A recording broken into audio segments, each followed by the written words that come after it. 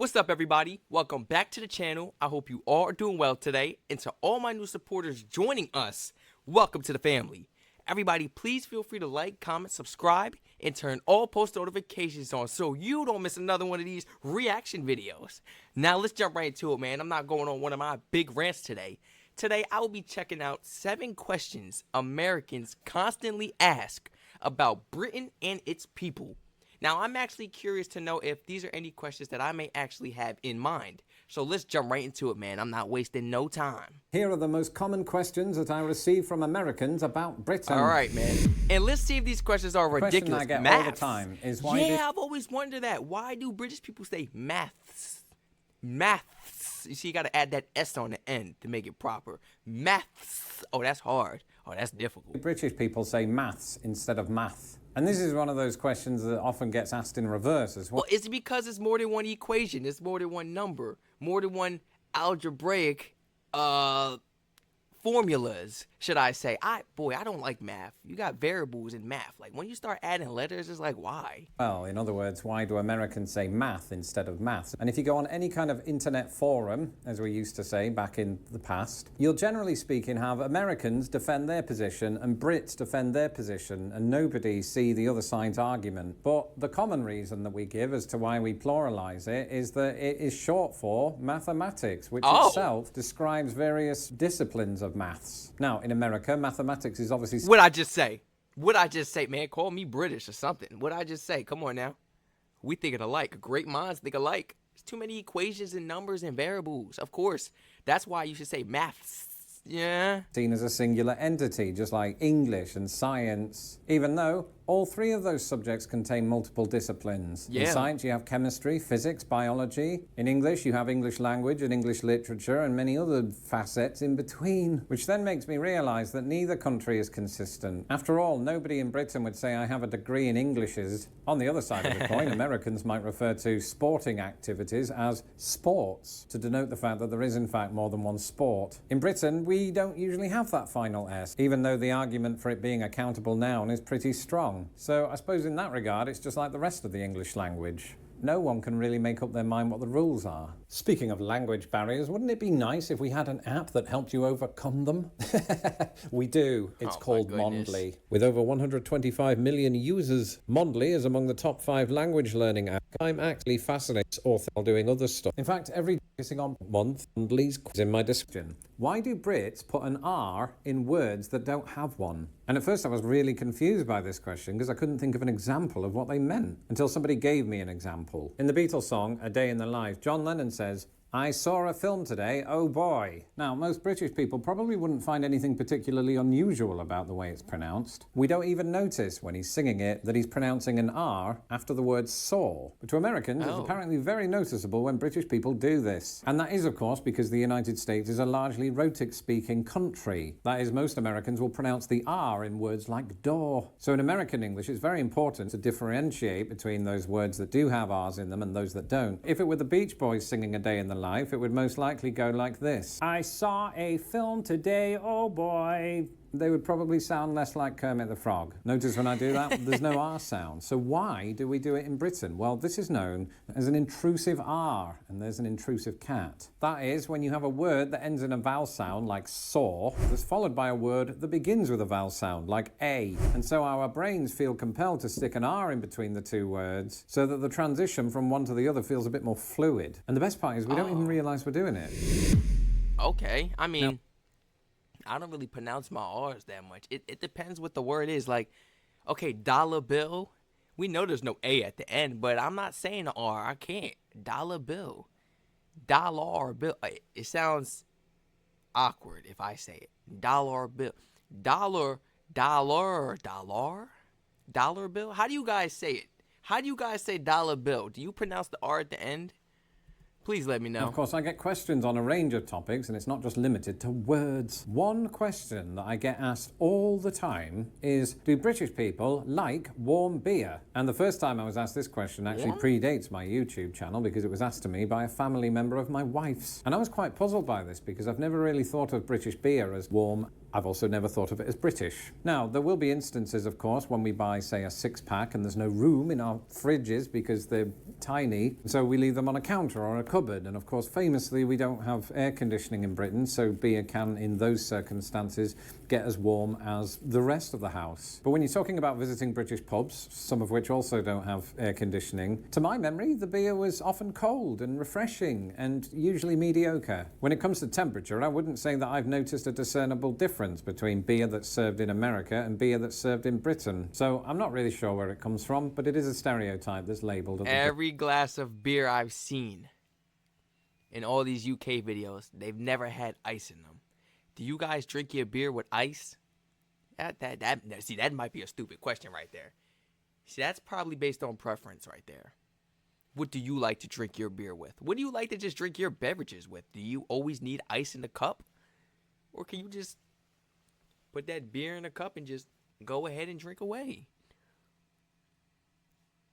I don't think room temperature. Maybe it's a little cool without the ice, but do some of you actually need to put some ice in that cup in order to get it nice and cold, to get that proper refreshment? Well, not saying that it's not refreshing without ice, because it obviously is if a lot of you are drinking it without ice.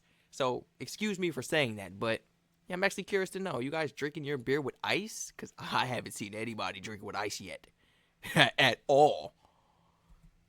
British. I'm also not a beer connoisseur, so I could just be talking out of my arse. As somebody who has in the past been accused of using the terms England, Britain and the UK interchangeably, I should probably point out that I do know the difference between the three, while conceding that it probably is quite confusing for people not from there. Basically, Britain is one island with multiple mini-islands all around it. And this consists of three countries that all get along in perfect harmony: Scotland, Wales and England. But the three of them, known collectively as Great Britain, also formed a unity with Northern Ireland. And so that became the United Kingdom of Great Britain and Northern Ireland. So you might be asking, well, what about the rest of Ireland? We don't own them, so they're not part of this. Though technically the island that makes up Britain and the island that makes up Ireland is all part of the British Isles. It's so confusing. So I hope that that abbreviated answer answers the question that you needed answers to.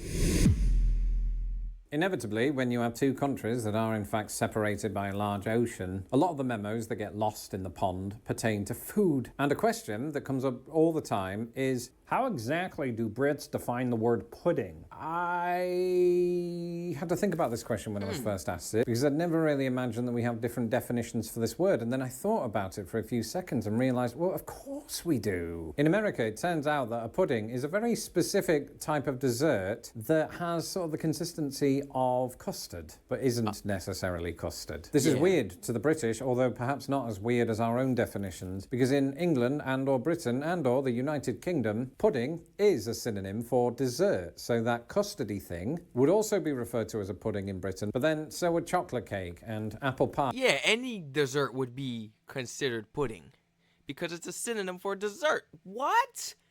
Good to know. I don't eat pudding like that, so I'm not going to come to UK asking for some pudding. But it's good to know that if I did, I should know that it means just a dessert.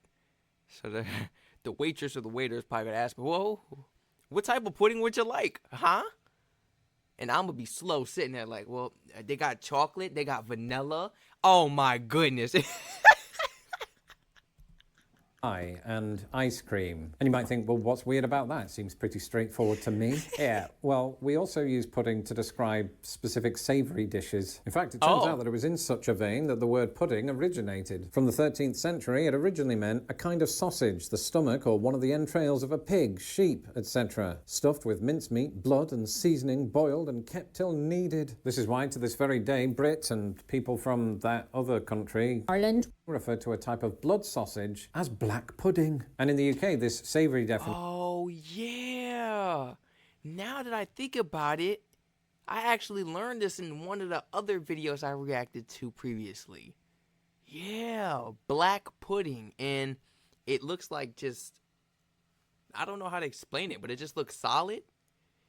And it kind of just like sits on the plate. I don't know how to explain it, but I have seen black pudding in the videos. Yes. Yes, I have, and a lot of people would say it's like a salty taste, kind of salty. definition extends beyond the context of blood sausage, because you also have Yorkshire pudding, which is similar to what Americans know as popovers. Okay. And of course, I couldn't really make this video without addressing a British institution in which some Americans have a surprisingly large interest: the royal family. And perhaps the biggest question that I get around the royals is, does the king actually have any real power over his subjects? Subjects is their word, not mine. Because in Britain, I don't think we'd ever refer to ourselves as subjects, and certainly wouldn't view ourselves in that way. And that's largely because the king doesn't really have any power over us. He just tours the country in a robe. What? They no longer have much say over the affairs of Britain. That's usually done at the political level, over which King Charles has to give his nod and approval. Yes, you can call an election right now, Rishi. Not that I was ever going to say no. Basically, a word. Oh, that makes sense. You guys have to come to agreements for certain things, right? I've watched some of those videos as well. You cannot say that. You cannot say that word. Oh, those videos are hilarious. Is that where everybody comes together? That's how the laws are passed, right? And how decisions are made. It has to be fair. Of course, it can't just be the king or queen calling the shots. Come on now. It has to be fair. We all got to come to an agreement some way, somehow.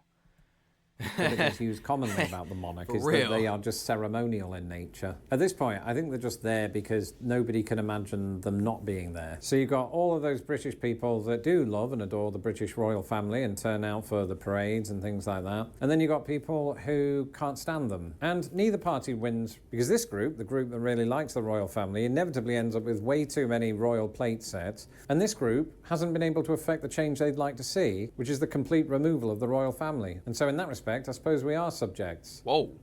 Not to be confused with maths. This is how British people feel? Finally, this sentiment seems to be everywhere that I look online, including my DMs and comment sections, and that is, why do British people dislike Americans? And I'll tell you something, the answer to that is really complicated. Firstly, for the large part, I don't think it's even true. You have to consider that us Brits love to moan. And I mean about anything. It could be the weather. It could be our local MP, Member of Parliament. It could be that the bus timetable has changed for the 4th time this month. Now, when this happens on social media, where the mood and the motivation of the person speaking is not entirely clear, I could see how a sentence like, "Oh, bloody Americans calling it soccer again," might seem like it's an attack. But something else that you should keep in mind in Britain is we attack our best friends. Chainsaw Jim is not just my mate, he's an arsehole. Stop being so soft. If you American watching, stop being so soft. That's the suburban people right there. Stop being so soft, man.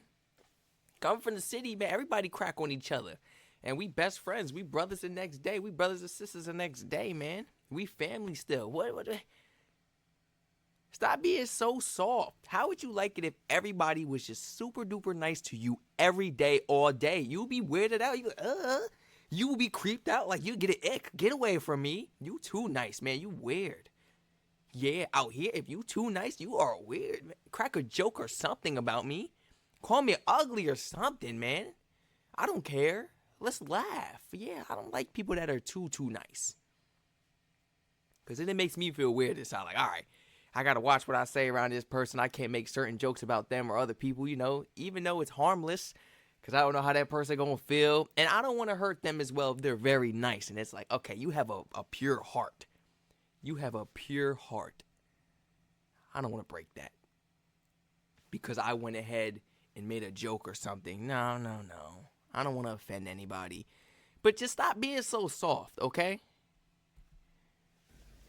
He really is an arsehole, and he's not my friend. Don't take these things personally. And Brits, do some fact-checking first. There's often a historic explanation that says the thing for which you are attacking them was in fact the original work of the British. Anyone who's been following my channel for a long time will know multiple examples, whether that is the British origination of soccer itself, or the word fall to mean autumn. If I've learned anything from this video, it's that I get a lot of questions, so thanks for those. And I couldn't possibly have made this video without thinking ahead to part 2, in which I will look at 7 questions that British people ask me about America. If you guys haven't watched the UK chants video that I reacted to a while ago, please check it out.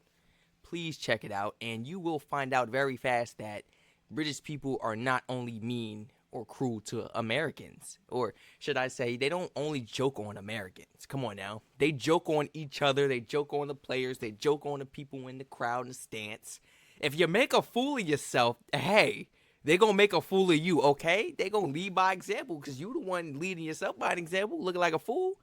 So why not crack on them? They're not just cracking on us, man. I used to think the same thing, but nah, they cool. I like my British people, man. We like this. I like my British people. Got a sense of humor on them. Joke around. I finally get to laugh at the comments. I'll be like, oh, okay, he's not being literal. All right, he didn't really mean it. He's just joking around. Before, though, when I first started this video, I'd be like, man, why they so mean? Why they cracking on me like this? Like, my heart used to be dropping when I used to read comments. Like, these people don't like me. It's just love, okay? It's just friendly love. Everybody, please feel free to let me know down below in the comment section what you thought about this video. This video was amazing. And surprisingly, I didn't have any of these questions in mind. I did not have any of these questions in mind. But let me know down below in the comment section.